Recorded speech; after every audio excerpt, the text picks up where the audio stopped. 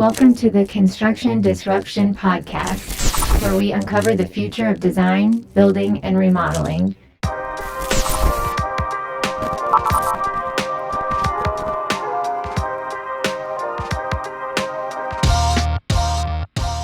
I'm Todd Miller of Isaiah Industries, manufacturer of specialty metal roofing and other building materials. And today, my co-host of the show is the, what shall I say, illustrious Seth Heckerman. I think I've used that word before. How you doing, Seth? You're getting your challenge word in already. No, doing well. How are you today? I'm doing well. That is not my challenge word, but hey, heck, you already spilled the beans, so let's let the audience know that we are doing challenge words this episode along with our guest. What that means is that each of us has been given some random challenging word to work into conversation. Boy, my eyebrows are active today. To work into conversation as seamlessly as possible, and at the end, we will reveal whether we have been successful with our challenge words or not. So, Seth, I have a question for you. Okay. Why do the French eat snails? No idea. Well, one answer would be because they think they're better than the rest of us, but that is not the answer. I do have an interesting story, though, so I can spread this out a little bit before I actually give the punchline. Is that okay? It's too late now. This should be good. Have I told this? Actually, this is a story that I find funny, and most people just stare at me. So several years ago, I'm in Quebec, French-speaking Quebec. I'm out to dinner. And I don't speak French. Of course, everyone up there speaks pretty fluent English, it seems like. But anyway, so we're out to dinner. One of the people we're at dinner with is a doctor, a medical doctor. And everyone is being kind to me and gracious, and they're speaking English because, like I said, I do not speak French. So the doctor tells it, and this is all true. I mean, he's telling this story about, I had this patient and I told her she needed to have surgery. I think it was kidney or something. And I said, you've got to have surgery. And she said, I'm not going to have surgery. And he said, you have to have surgery. And she said, I'm not going to. And she said, well, what's going to happen to me if I don't have surgery? He said, you're going to die. And so one of us, of course, asks, well, how'd this turn out? Oh, she died. But anyway, he tells this story. We are kind of laughing about him. It's very macabre, but it was kind of funny, okay? Especially to hear him tell it. Some lady from a nearby table is listening, obviously spoke English also, and comes up and just lays into him for telling a story like that and being a physician. He was pretty embarrassed. Anyway, so that's my weird story about speaking people. Meant nothing. So what about the snails? Go back to my original question. Thank you, Brian. Why do the French eat snails? Because they hate fast food. Now it's all very clear. That was a good one. I'll give that a 7.5. That's one of your better ones. Okay, shall we go forward with the show? Yes, please. Get all this nonsense. Okay. So here on Construction Disruption, we often talk about the construction industry being a $1.6 trillion business here in North America, or United States, actually. Actually, for this year, they're saying that number is going to be closer to 1.8 trillion. And out of that huge industry, there are all kinds of businesses and business owners. You have huge companies, you have sole proprietors. Regardless of their organizational size, though, if you look at the industry, you have some individuals and companies making huge amounts of money, getting very wealthy, and you have others just scraping by.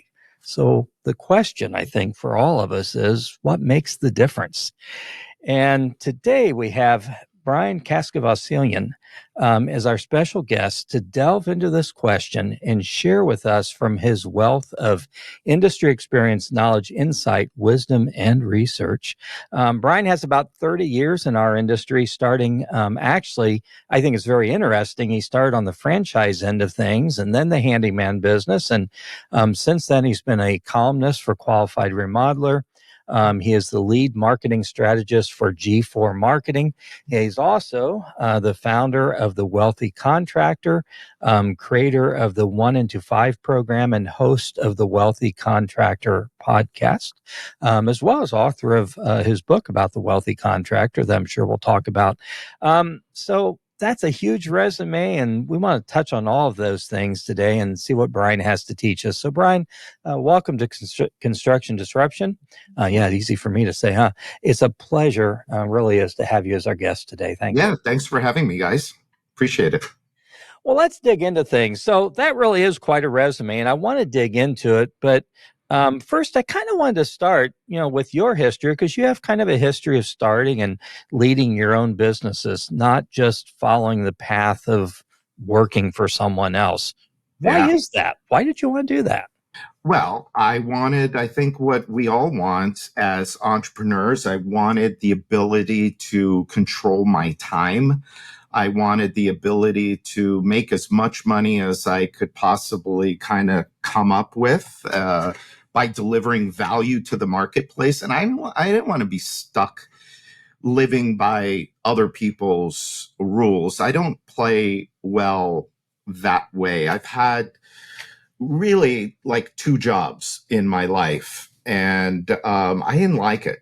The other thing that, and I'll tell you, and I don't talk about this a lot. I wrote about it in my first book, but my dad, my dad came here.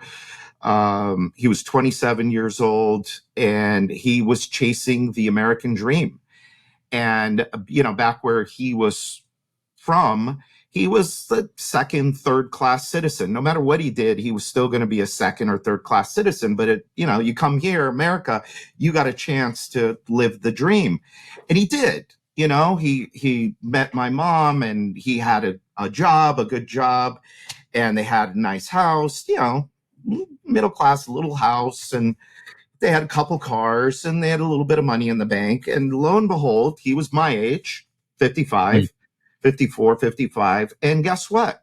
The company that he had worked for I don't know how many years, 20 years, sold.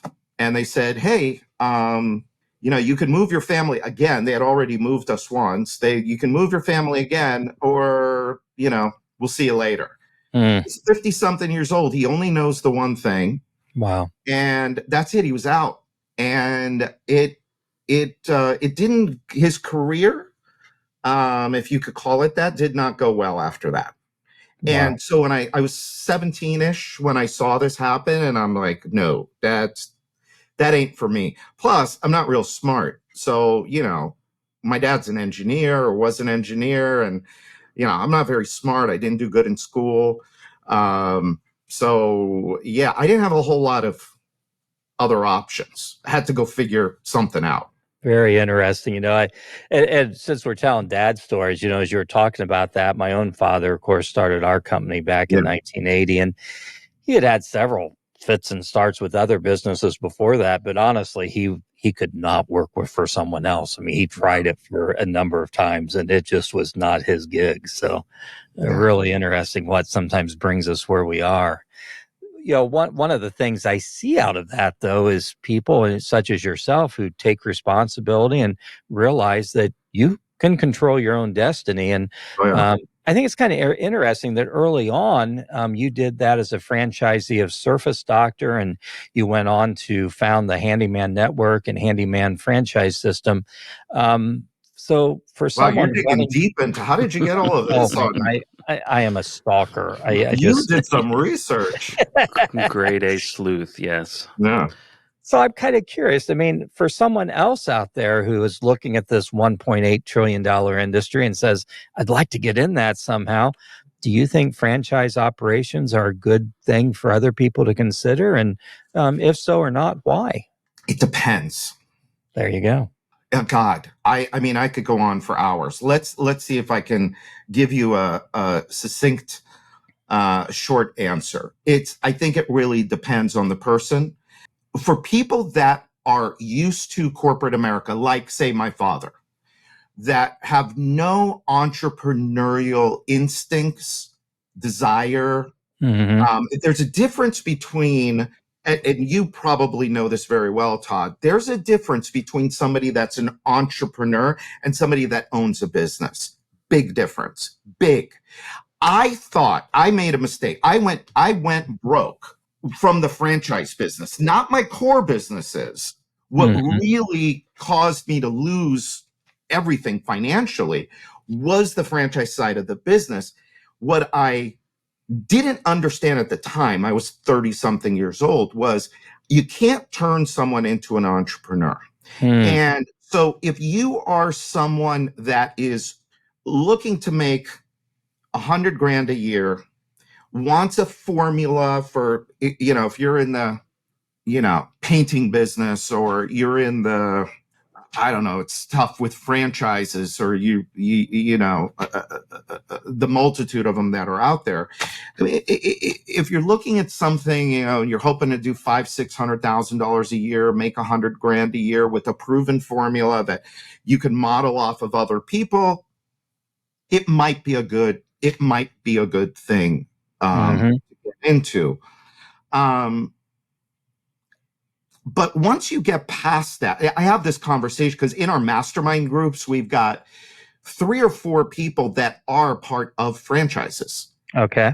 Once you get past, I'd say, a couple $1,000,000 in revenue, you've outgrown in a lot of cases, you've outgrown what the franchisor themselves has designed. Gotcha. They haven't designed the business to be sophisticated to handle multi-millions of dollars. Anyway, I could keep going on and on, but does that kind of answer the question? Does it get close? No, I think it does. I think, it just depends upon the person and what they want. And, if they really, truly want to be queen of their own destiny and have the sky be the limit, entrepreneurial end of things might be the better way to go and really, really expand that way. So good stuff. Yeah. Well, after that, you went on to found gFour Marketing in 2008, a company that still serves home improvement contractors, helps them grow their businesses and reach desired success. Can you give us a little bit of an oversight of gFour for our listeners who may not be familiar with it? So I was probably my most miserable year of in my career was around that time, 2008, because we had, everything came crumbling down. I had to figure out, how am I going to feed my family? I almost, at that point, I was like, for a split second, I thought, oh shit, I might have to get a job. Get a job. Can I say bad words on this? We love explicit ratings, so you're Got cool. It. Okay. So I start doing, what do you do as a failed entrepreneur?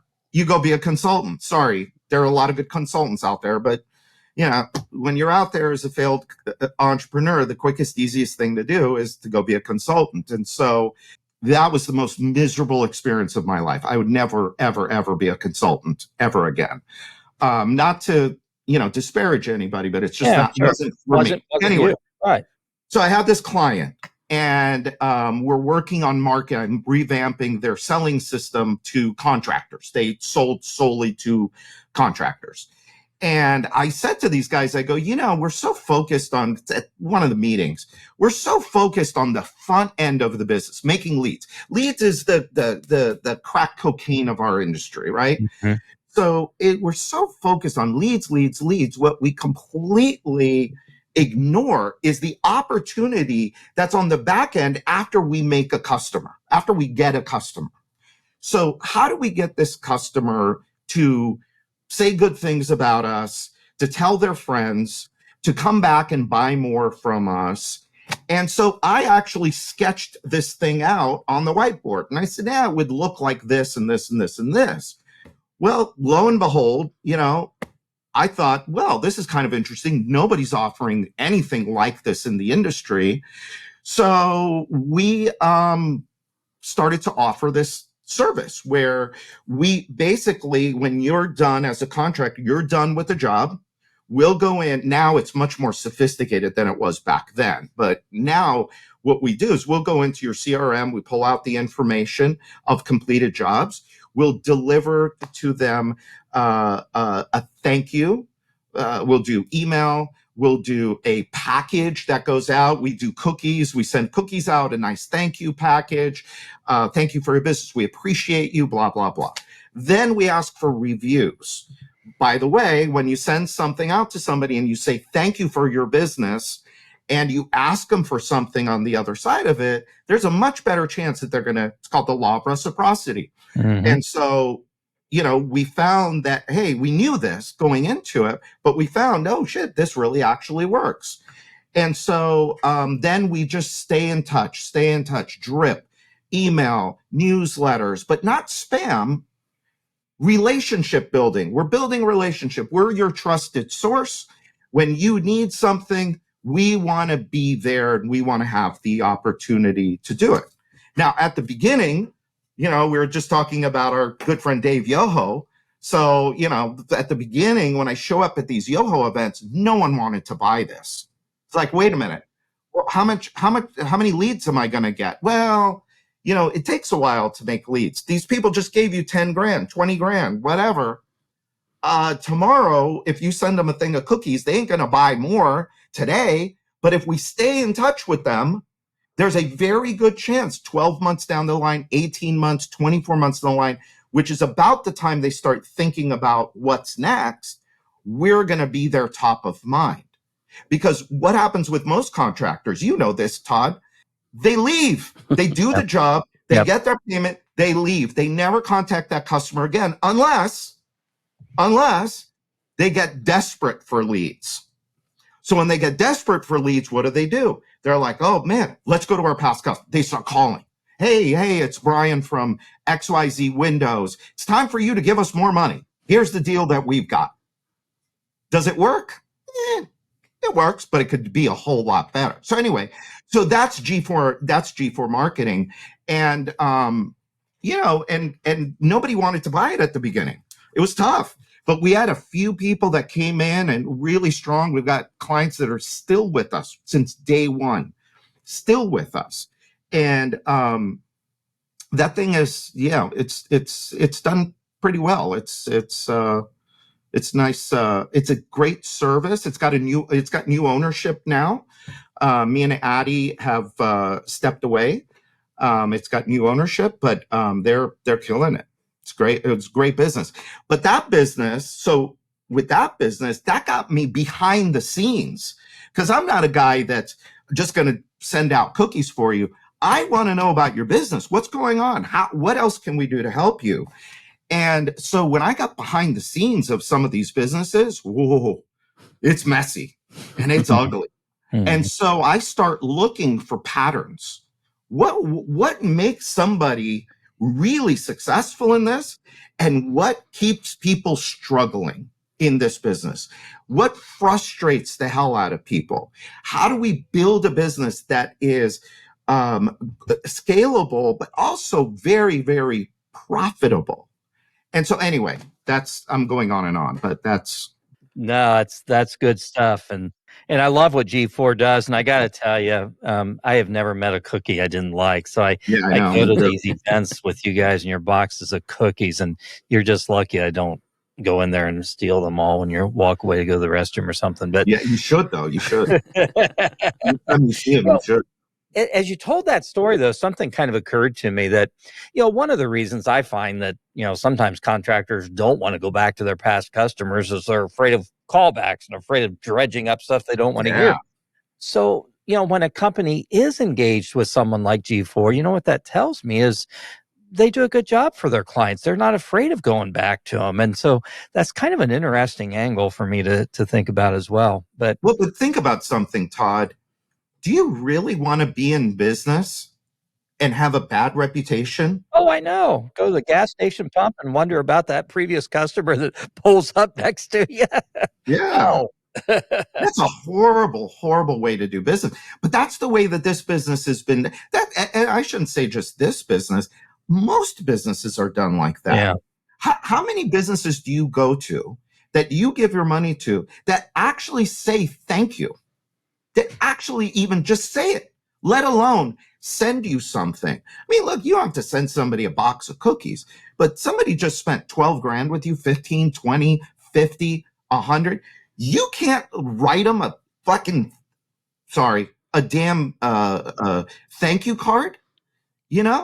It makes me incredulous. I can tell that. I can see that. It makes me incredulous when I think about it. when you, it's like, it's so like common sense. It's like, let's say thank you. Let's show them that we actually like care about them, and that we want to continue to have a relationship with them. But instead, it's like business owners are like one and done. I mean, Yeah. even like, you know, what blows my mind is, so retail stores, you know, they have a captive, you know, experience.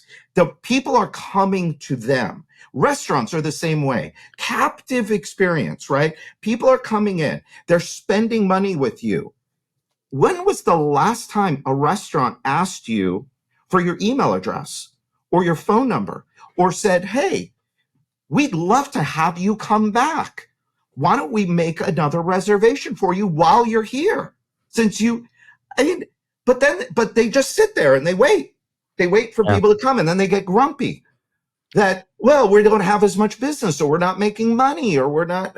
It's like, are you serious? It's like, what are you doing all day? You're just sitting there waiting for people to come. Well, I think it's interesting, though, out of all that incredulousness, if that's the right word, about 6 years ago, you then wrote 7 Secrets to Becoming a Wealthy Contractor. And, Has it been that long? Well, that's what my records show. It was about 2017. No, 19.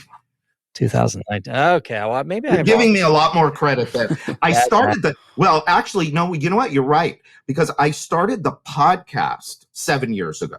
Okay, that might be the podcast 7 years ago. The book came a few years later, because the book is, you know, it's like all these, you know, people that I was meeting, and all these people that really were doing the business the right way. You know, every person that's been on the podcast makes money in this business, but like good money, good margins. They understand their numbers and all of that. And so with all of that information, and then of course from my own personal experience, I was able to put together the 7 Secrets book. Gotcha. Well, tell us about the book. I mean, you know, what caused you, as you looked around this industry, to say, you know, this is an important book that needs to be written? You know, what led to all that? So business people, we tend to focus too much on the mechanics of the business. Mm-hmm.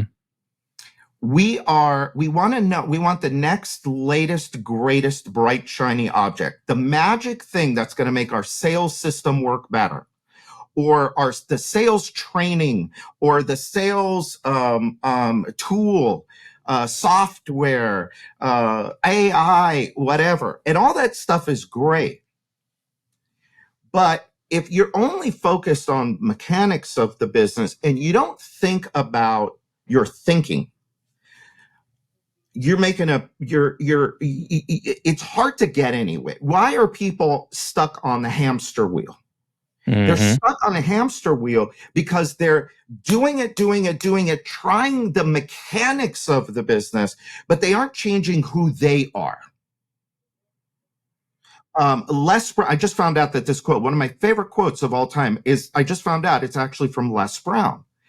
And the quote is, if you want something you've never had before, if you want something you've never had before, you've got to become someone you've not been.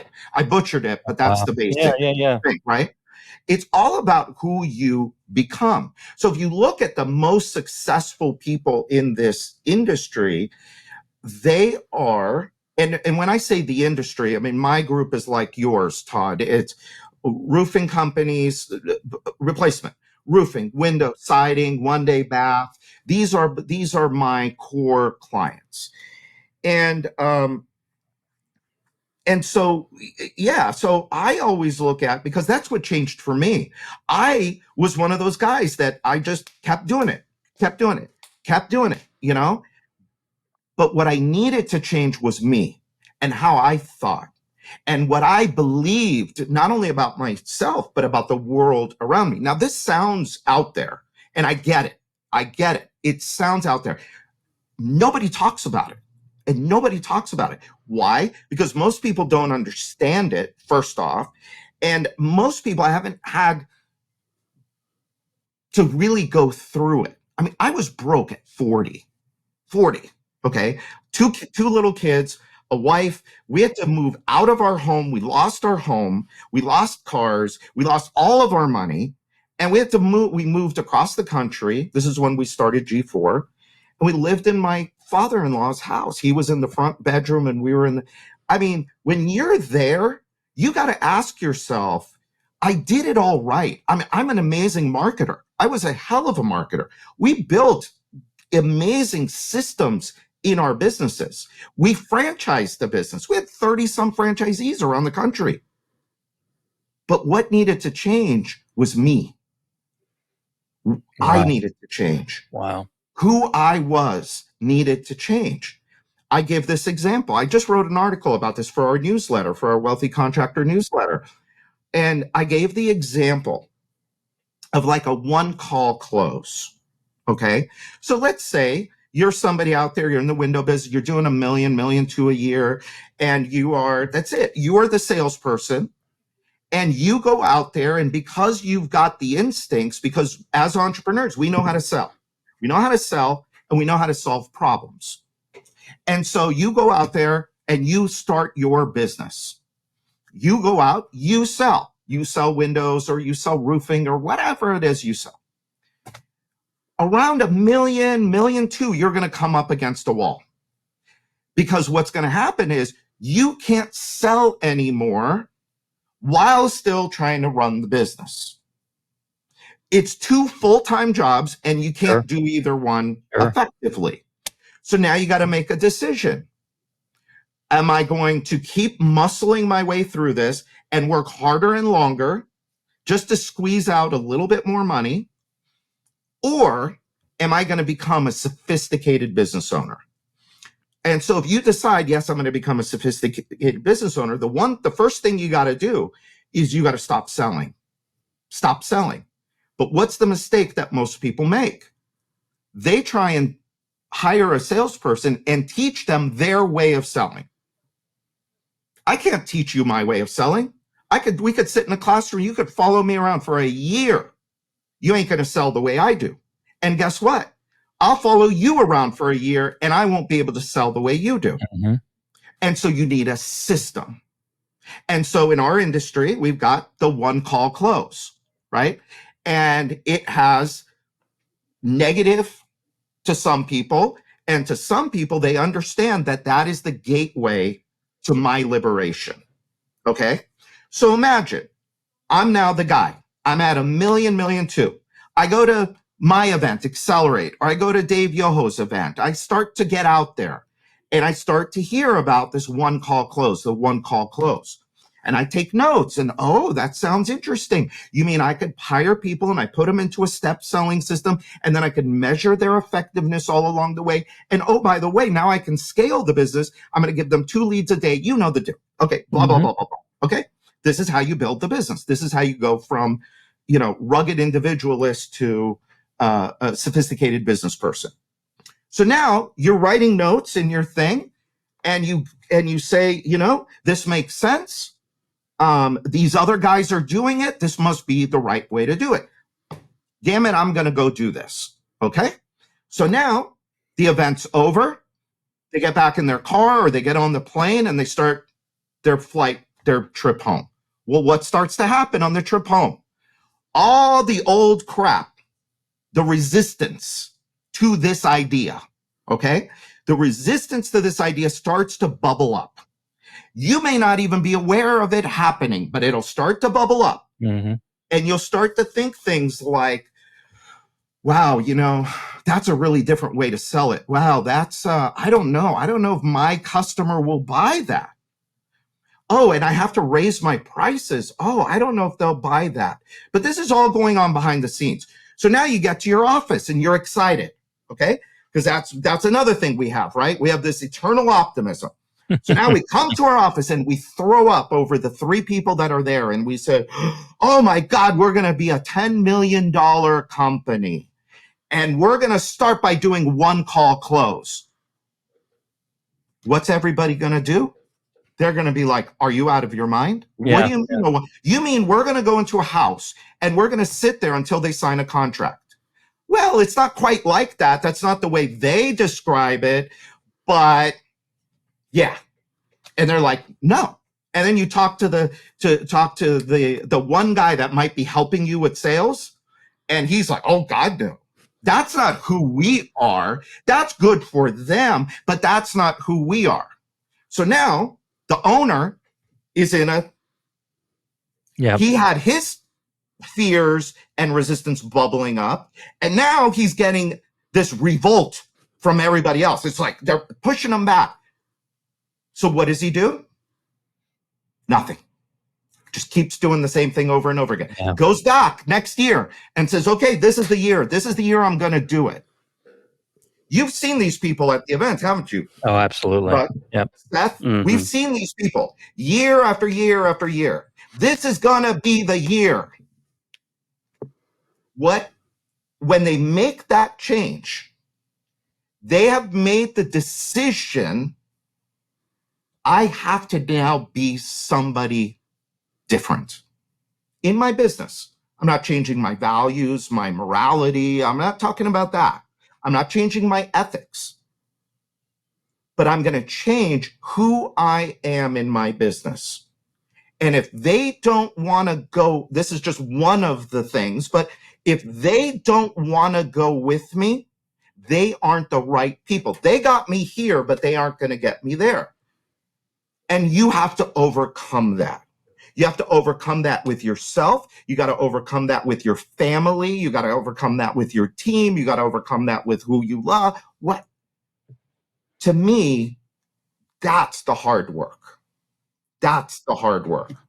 And so, sorry, I keep going on and on. You want me to go? I got one more point here. Go ahead. Go ahead. Yeah. You're good. So this is why, so when I put the book together, back to the book now. So when I put the book together, people are, if you go on Amazon, we got, hundreds of reviews, but you got those one or two reviews that'll just say, oh, this book has nothing to do with growing your home improvement business. Well, I never said it did. It has to do with growing who you are so that you can build a business that works for you. The first thing that we talk about in this book is, what do you want? What do you want? So I ask people this all the time, and you say, well, what do you want? Well, I want a $10 million business. I'm like, well, why do you want a $10 million business? That doesn't sound like fun. What do you want a $10 million business for? Do you know what it looks like? Do you know how much work you're going to have to do to get there? Well, because, they don't have good reason for it. What I want to know is, how much money do you want to make? I mean, really, how much money do you want to make? $100,000 a year, $500,000 a year, $1 million a year? How much do you want to make? Then let's build the business around that. If you want to make $500,000 a year, you don't need a $10 million business. Now, a lot of people out in the industry, because they don't think this way, need a $20 million business just so that they can make $500,000. But my clients don't. My clients have $5 and $6 million businesses, and they're becoming multimillionaires. Yeah. Why? Because we're focused on the right thing. We're focused on what we want. Then we go build the model for our business to deliver that to us. And then we go work the model and we go work the plan. No, that makes every bit of sense. And I do think it's a natural assumption for most people in this business to just assume that in order to get more success, I got to be bigger. I got to have more people, do more jobs, all that type of stuff. And it may be true. Right. Be true. But let's understand the core of it. Let's understand why. Why do you want to do this? Yeah. Then we'll go build it. Well, I mean, you have a great book and great website to help walk people through that. One of the things I want to talk to you a little bit about today, though, is customer experience. It was kind of interesting. About a year ago, I had a digital marketing expert tell me that, our space on the internet is so full as far as the number of people advertising home improvement or construction services that the key to success going forward is customer experience. I'm kind of curious to hear what that means to you, and where does this customer experience actually start? Is it really prospect experience also? We don't really talk about that much. Well, it's funny because I've been talking about this stuff for 14 years, and a few years ago there was a lot of stuff coming out about the experience economy, where we're moving into an experience economy. what it means is you take yourself out of the equation, because we all focus on ourselves. Let's take ourselves out of the equation and let's put ourselves in the shoes of our customer. Let's understand who our customer is. What keeps them up at night? What are their challenges? What are their concerns? And so when we understand this, so once we understand that, let's understand what is the solution we are providing for them. So if we're selling windows, let's understand what is our solution. We don't just slap in windows. We're taking a house and making it more energy efficient. We're making it prettier. We're enhancing the value of the house. And then we have to understand, okay, well, if these are the solutions we're providing, going to your question first about the second question first, which was the prospect. So how effectively are we communicating the solution and the problem? Not, hey, buy 2 windows, get 1 free. Mm-hmm. It's what solution or what problem does my customer have that I uniquely can solve? And so that starts off the relationship and the experience with these people understand me. And then when I call in and I pick up the phone and I say, okay, I like what they're saying here. Let me pick up the phone and call. Now I get an operator hopefully I get an operator at the business. I called a business yesterday. I'm trying to get my garage redone. I called a business yesterday. I got voicemail. Are you kidding me? Are you kidding me? In 2023, you placed an ad in a magazine, which wasn't cheap. It's got a tracking number. I know it has a tracking number on it. I called your business within business hours and not a human being didn't pick up. By the way, it's how many hours later, I still haven't gotten a call back. Wow. Anyway, so that's a horrible experience from the prospect side. Sure. But let's say it's a good experience. So now I get an operator on the phone. The operator asks me a couple questions, says, I can help you with that. Great. Understand where I'm coming from first, and then tell me, yeah, I can help you with that. So the way that we have taught it, customer experience, is just like that. Place yourself in the shoes of your customer, and we break it into 3 components. This is a big part of what we've done for years and years for our gFour clients. And I teach this too when I'm out doing things, but there's before they become a customer. So here's the parts and pieces before they become a customer. So now let's look at how the phone is answered. Let's look at when we go out to the people's home. How are we showing up? What car are we driving? Are we in uniform? What do we walk up to the door with? When we get up to the door, do we just stand there right up in front of the door, or do we take a big step back so that they can see who we are, so they're not intimidated? And on and on. Once they become a customer, now what happens? So they sign the contract tonight. Tomorrow they get a phone call. Hey, thank you so much. We're so excited to do this job for you. We're going to send somebody out in a couple days to measure up. Just make sure we have all the right measurements for the windows so that when your windows arrive, we don't have any problem. They all fit just right. And then you just go through the whole step by step. It's choreography. In the handyman business that you brought up that we franchised, this is what we taught our laborers. We didn't teach them how to do the work. We taught them how to deliver an experience to the customer, because we were 3, 4, 5 times the cost of what a typical handyman off the street would be. But we delivered on that value through the experiences, assurances, and guarantees and things like that.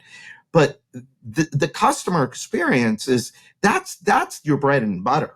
That's also what's going to help you charge premium prices. It's what's going to help you achieve the gross margin you need in order to have the net margin the net profit that you need. And ultimately, it builds a healthier business. You know, we've been 6 months away from a recession for the last 3 years, right? Yes. And so when that eventually comes, and it's going to come, and I think it's going to be ugly when it finally does. But when it does, who do we have as business owners? Who do we have to rely on? We should be able to rely on those clients that we've done work for and built relationship with. They're the ones that are going to keep us going when the phone stops ringing. So there's so many layers to it. Yeah. No, that's great. And, that customer experience is what, builds that trust from that customer and, proves to them that you have true value to offer to them. And it just builds on itself. I love That's it. right. Yeah. So let's go back to this phrase "wealthy contractor" that you moniker use on everything, which is fantastic. So I'm sure there's people out there in our audience saying, "Hey, I love that. That's who I want to be." So where should they start? What questions should they ask themselves, or how should they define things in their own lives to get started on this path to become a wealthy contractor? So we start with our clients, we always start at the same place. We start with an exercise I developed called the 4 numbers exercise. And I can give you guys access if you want to share it in the show notes. Sure. Where I did I walk people through how to do this exercise, how to think through the exercise and the worksheets and things that go with it. But basically, this is how one of the tools I used inadvertently to figure my own crap out. And so it works like this. Instead of saying, how much money do you want to make? I want to make $500,000 a year. Great. How much do you make now? Well, $200,000. What's the most money you've ever made? Well, it's $200,000. Okay. So you want to go from 200 to 500. Okay. You want to go 2.5 times. So great. Okay. Let me ask you this. How are you going to spend the $500,000? What do you mean? How am I going to spend it? Well, how are you going to spend it? What are you going to spend it on? Well, I'm going to buy a house. Okay, where? How much does that house cost? What is it going to cost you to live in that house, to maintain that house? What else? Well, I want to send my kids to private school. Great. How much does that cost? What kind of car do you want to drive? I want to drive, I don't know, a Lexus. How much is that going to cost? What do you want to do for fun? Travel. Okay, that's for us. Me and Addie love to travel. Okay. Mm-hmm. Well, how do you want to travel? Do you want to sit on the front of the plane or do you want to sit in the back of the plane? What kind of hotels do you want to stay in? 5-star? Or are you okay with 3-star? So you get what I'm going with this? So Sure. Let's determine how you're going to spend the money. So the 4 numbers are, 1 is lifestyle. It's all of that stuff that I just said. It's like, how do you want to live your life? What does your ideal life look like? All right, let's go shopping. Let's figure out what it's going to cost you to live that life. Don't just throw a number out there and say, I want to make $1 million a year. That was my number for years. I want to make $1 million a year. Well, great. Until I started to spend the money. Now, of course, I spent it on paper, not in reality. But until I started to spend the money, it wasn't real. And so it eluded me for 20 years. When I finally wrote it down and I'm like, oh yeah, I'm going to put X amount of dollars to lifestyle. I'm going to put X amount of dollars to future wealth. So how much of that money am I going to put away, invest for my future and my family's future? How much am I going to give in charity donations, my giving account? And then finally, the last number is taxes and liabilities. So do I have debt I need to pay off? How much am I going to need for taxes? I take those 4 numbers and I come up with 1 number. And now I got a real number to focus on. Sure. So we got, you've got people at, they're doing $9 and $10 million a year. And I do this exercise with them, all right? They want to make $500,000 a year. That's their number today, $500,000. And I say to them, I look at their business and it's not making money. And I'm like, okay, cut the business in half and charge more and get really dialed in on your systems and processes. Well, what do you mean cut my business in half? I mean, this is an extreme example, but cut my business in half? What are you talking about? You want to make $500,000 a year? You ain't going to get there the way you're doing it now. It hasn't worked. You've been making $200,000 a year. Now you got to do something different. Now you got to become who you have to become, somebody that is a $500,000 a year person.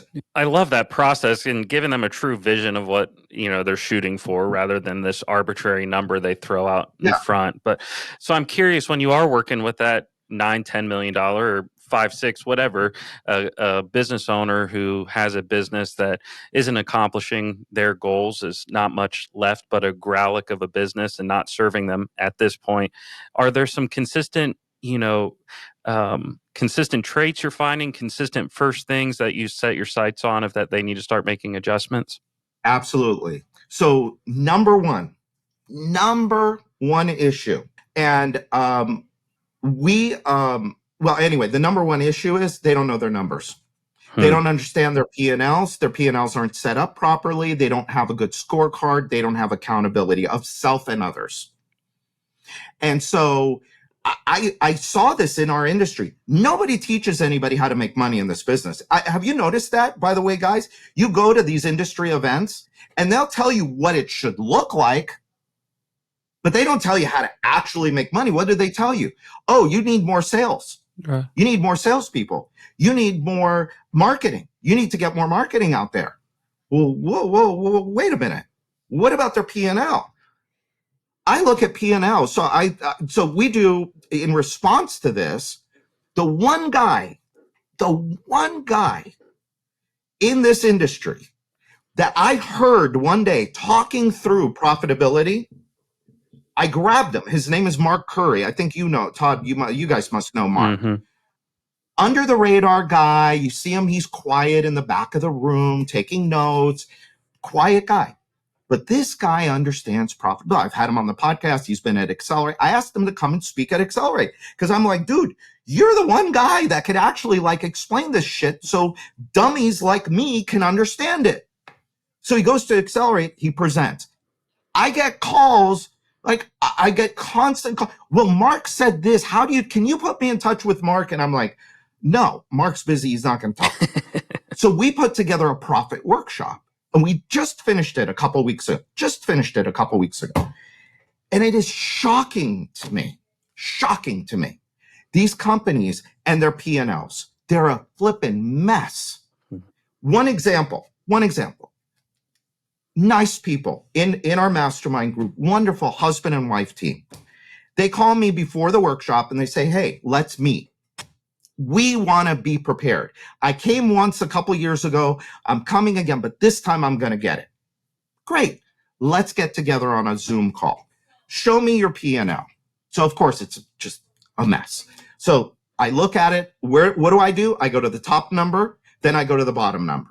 The bottom number was awesome. It was like $400 and something thousand through August. I'm like, this is great. Then I go back in between and look at the details.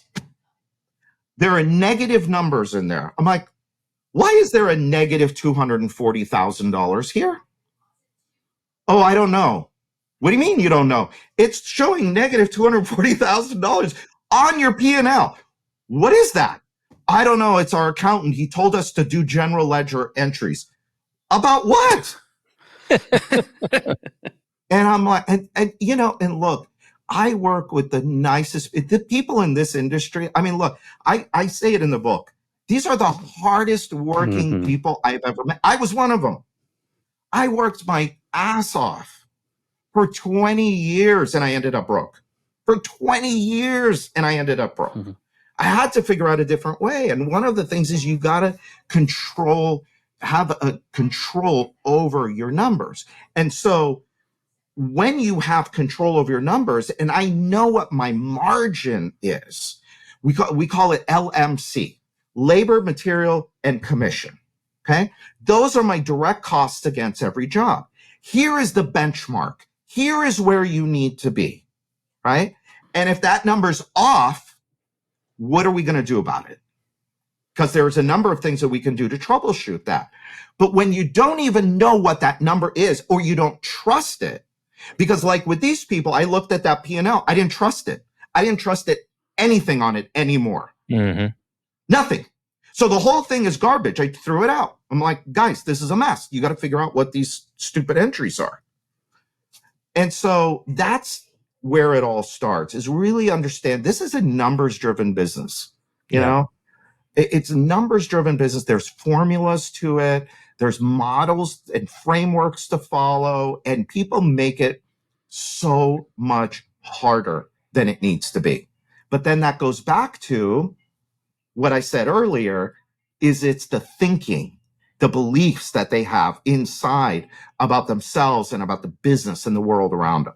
I know a couple of years ago, we had another mutual friend of ours, Frank Farmer, speak at our metal roofing summit. And Frank went through different size contracting companies and really nailed it in terms of, this is what your books look like. Yeah. This is what you're, and there wasn't a person in that room who didn't say, yeah, he's pointing at me when he talks about that guy. And then he showed them, how to build what in essence is a wealthy contractor model, and be able to make money at what you're doing. So good stuff. And it's so rare. Frank's a business that measures his P&L down to the 10th of a percentage point. And then we've got people in this business that are flying blind, like you were saying, and people that can come in and help. It's so critical. If I can just go back to the wealthy piece for a minute, to why the wealthy contractor. And by the way, the wealthy contractor is not me. It's the listener. Mm-hmm. It's the reader of the book. It's the person that's listening to this podcast. It's you. It's not about me. Again, I put myself in my customer's shoes, and being wealthy means different things to different people. Mm-hmm. Yeah. Wealth is not only about money. Wealth is also about time. Time is more valuable than money. And when you're working, so I have a client right now that in our mastermind group that divulged to us that, he's working 6-7 days a week, working his ass off. The business is doing okay, but it's all through muscle and effort and work.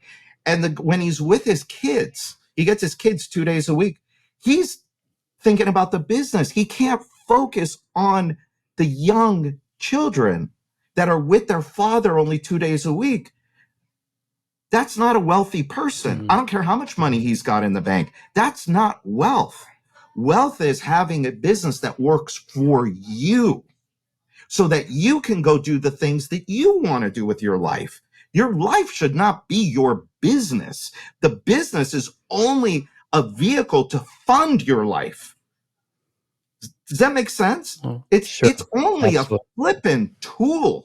Mm-hmm. But we make it. I was a bit guilty of this. I got so emotional about my business. Oh, so much emotion. One day I loved it. The next day I hated it. One day it loved me. The next day it hated me. And and these things they're devious. They will take over your life. The business, I mean, it'll take over your life if you allow it to. And I did it. And I see a lot of people out there that do it. And it does not have to be that way. This is good stuff. No doubt resonating deeply with a lot of our listeners, and perhaps even one of the hosts right now. But anyway, so tell us about your podcast, the Wealthy Contractor Podcast. What do you try to do through that? Who are your typical guests? What can people accomplish by spending some time with you on that? So when it first started, I didn't know what the hell it was going to be. I had no idea. All I knew was I should start a podcast. Okay. I'm learning a whole bunch of stuff. I meet incredible people, and maybe, if we put some, good stuff out there and I ask people about, well, what made you successful? Some people will listen to it. And my very first phone call was to Brian Elias, formerly 1-800-Hansons. Mm-hmm. Good friend, a really good friend of mine. I said, hey, and Brian's one of those, I could call Brian, he'll do anything I ask him to do. So I'm like, all right, I'm going to call Brian. He's entertaining and he holds nothing back. And we have interesting conversations. And so he was my first guest on the podcast. And so after, I had him and I had a few other of my friends and people from the industry and successful people from the business. And we're coming up on our 200th episode. And according to all our stats and stuff, it's like in the top 1% of all podcasts in the world, which I thought was kind of cool. And it's really all about having conversations with real people that have been there, have done it, and are continuing to do it. And we talk about like this, what's going on out in the industry? What do you potentially see coming? What are some issues? Maybe. And that's kind of, and it's just kind of taken on a life of its own. Well, it's a great show. I've listened to a few episodes, and yeah, it's a great show. So we encourage folks to listen to that. Yeah, thank you. Well, this has been a great time. Before we close out, we're getting close to the end of what we call the business end of things here. But is there anything we haven't covered today that you'd like to be sure to share with our audience today? Oh, a ton of things. But I know. I think that, listen, I think if people that are listening get one thing out of this, then I think we've probably done a good job. And that is, when did you say this is going to be? We're doing this in September, so it's going to be released. This will probably air right around the start of the new year. Okay. So perfect timing. I would say to everybody, when you are going to sit down and you're going to think about your next year, 2024, I like to actually think in threes. So look at 24, 25, 26 and say, okay, because we can accomplish a lot in 3 years. We could change our lives in 3 years. And so what I would say to people is really think about, don't think about, this year we did 4 million, so next year we want to do 5. No. Work it backwards. Really think about, well, what do you want? Where do you want to live? How much money do you want to put away? How do you want to live? What do you want for your children? What do you want? And really think that through and come up with a number. And from that number, by the way, in the book, I give all kinds of tools and stuff for this. Okay. Sorry, I keep I'll put it away. But I give tools for this. It's all free shit, but it's think about what you want your business to look like in terms of money delivered back to you. And then let's go build that business. So you may not need to go from 4 million to 5 million. You may only need to go from 4 million to 4.2, but increase your margin by 5 or 10 points. Mm-hmm. Anyway, so that would be, I think, that's like the one thing that, and that's what we're going to do in our mastermind groups in November. It's all about planning for next year, but none of this BS about, well, how much did you do this year? 6 million. How much did you make? Well, we put money back in the blah, blah, blah, blah, blah, blah. How much did you take home? Well, okay, great. You didn't take anything home. So what about next year? Well, we're going to do 10 million next year. Give me a flipping break. Let's start from scratch. That's my best advice. Love it. Hey, this is great. Well, before we do close Thanks out, for having me, guys. No, thank you. It's been excellent. Before we do close out, though, I have to ask if you're willing to participate in something we call our rapid fire questions. So these are 7 questions that we will ask you. They may be serious. They may be silly. All you have to do is give an answer. You up to the challenge of rapid fire? Let's do it. Okay. Seth and I will alternate asking. Seth, you want to ask question number 1? Sure. Rapid fire question number 1. How many alarms do you set in the morning and how many times do you hit snooze? Basically 0 alarm set. But when I do hit the alarm, like if I have to catch a plane or something, at least twice. There you go. Similar. Good answer. Question number 2. What would you like to be remembered for at the end of your days? I really like good husband, good father, and hopefully helped a couple people, think about their lives a little differently. Good answer. Beautiful. Question number 3. Would you rather have to dance in front of 1,000 people or sing in front of 1,000 people? Oh, jeez. Definitely dance. Good. Because you really love dancing? No. But singing?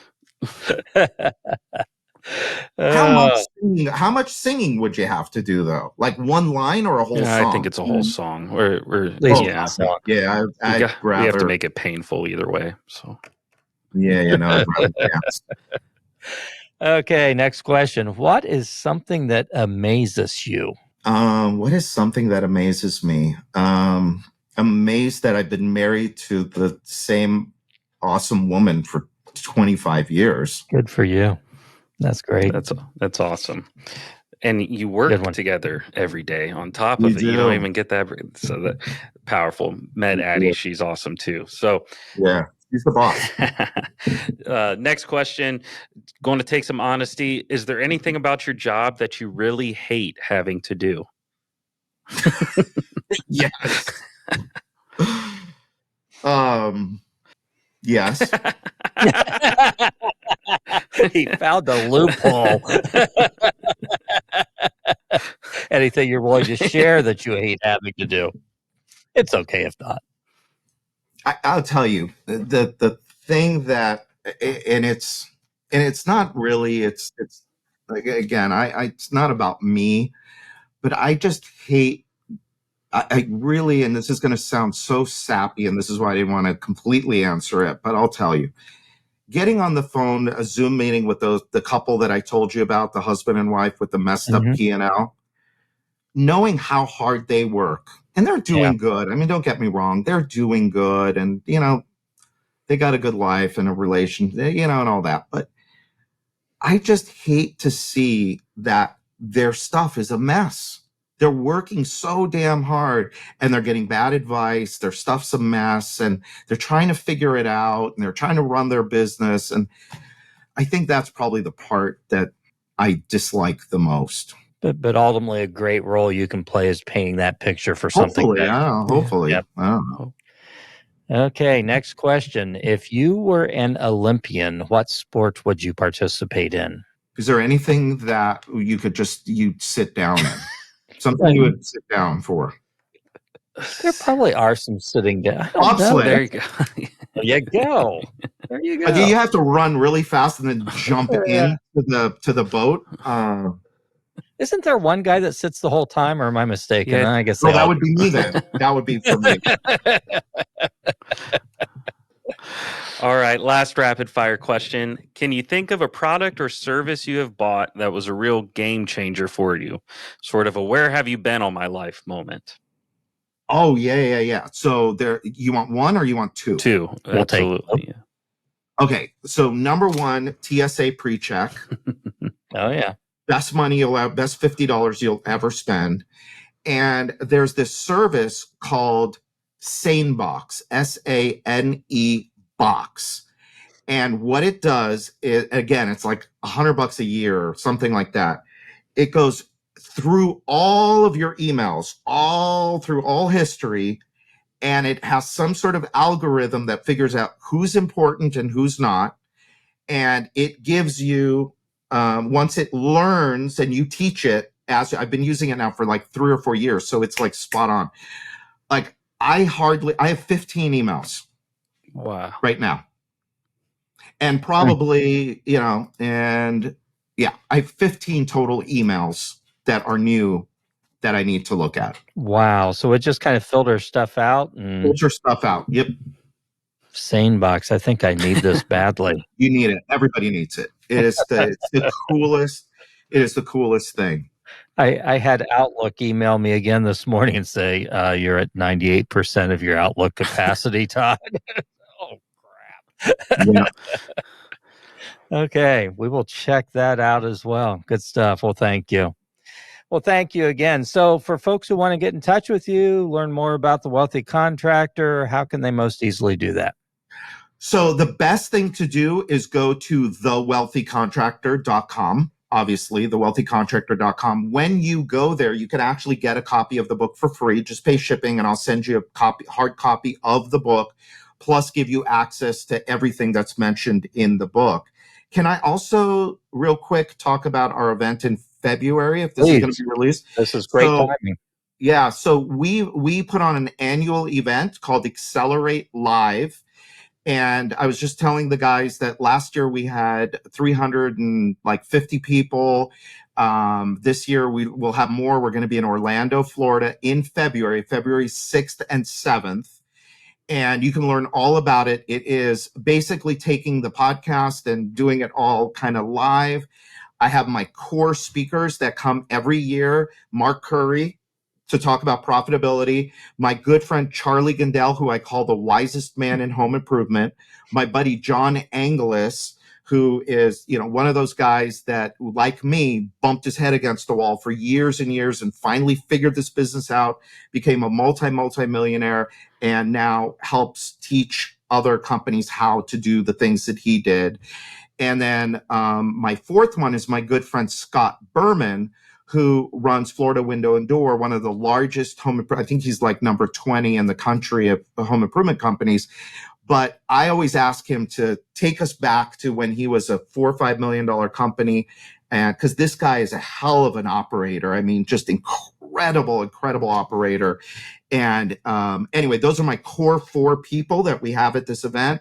But the people that you'll meet at this event are like none other. And so with that, you can go to either thewealthycontractor.com or you can go to accelerateevent.com. accelerateevent.com. And we've got huge guarantees on that too. You're told no risk at all to the attendees. Love it. Well, hopefully we will see you there as well. Hopefully we'll be able to be there. So Charlie Gandell, I was just trading messages on LinkedIn with him last night. You maybe don't know this. When he first, shortly after he moved to California and started his business, it was actually a metal roofing business. Yes. And then he discovered. Did he buy from you? He was buying from Alcoa before we owned the Alcoa product line. Okay. And I live about 3 blocks away from where Charlie lived when he worked for Alcoa in Sydney, Ohio. So good guy, great guy. Yeah. Oh, I love Charlie. So just to report back, we were all successful with our challenge words. That's pretty doggone good. Seth, your word was? Growlic. So tell us what growlic means. It is the picked over carcass of a deer, according to Mr. Miller's definition. And you worked it in with great aplomb and affair. Anyway, Brian, your word was? Incredulous. You did a great job with it. Worked it in well. Thank you. I had the word queen and worked her in there as well. So we were all successful. Hopefully our audience figured out at least Seth's word. I think they had to kind of wonder. Yeah. Yeah. Well, good deal. Well, thank you again, Brian. This has been a real pleasure. Enjoyed it Thank so you, guys. much. Appreciate it. And thank you to our audience for tuning into this very special episode of Construction Disruption with Brian Kaskavalciyan of The Wealthy Contractor.